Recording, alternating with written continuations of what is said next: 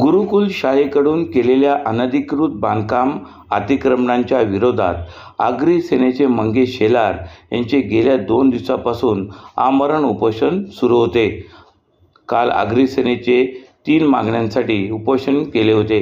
त्या विषयावर अंबरनाथ नगर परिषदेचे अतिक्रमणचे अधिकारी यांच्यासोबत चर्चेतून अनधिकृत बांधकामांवर कारवाई व शाळा प्रशासनावर कायदेशीर कारवाई केल्याचे पत्र पालिका प्रशासनाने देऊन आगरी सेनेचे मंगेश शेलार यांचे उपोषण सोडवण्यात आले।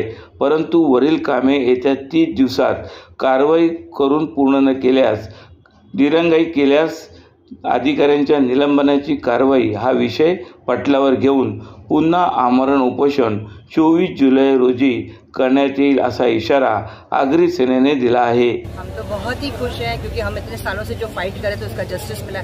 कल हमने जस्टिस मांगा था, हमें 24 घंटे के अंदर जस्टिस मिला है। और मैं सच में कहूँगी आगरी सेना ने एक हथौड़े का काम किया हुआ है। आज वो हथौड़ा पड़ने के बाद ही काम हुआ है। लेकिन मैं आप सबको यहाँ पे मोहनपुर रहवासियों को कहूँगी ये काम के लिए आपको भी हथौड़े का काम करना चाहिए।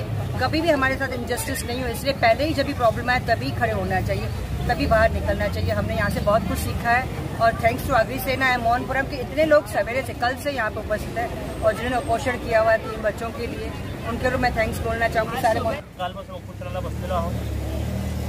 विषय सगळ्यांना माहिती आहे, गुरुकुल शाळेने केलेलं अतिक्रमण आणि त्या अतिक्रमणाविरोधात आम्ही लढा जिंकलेला आहे।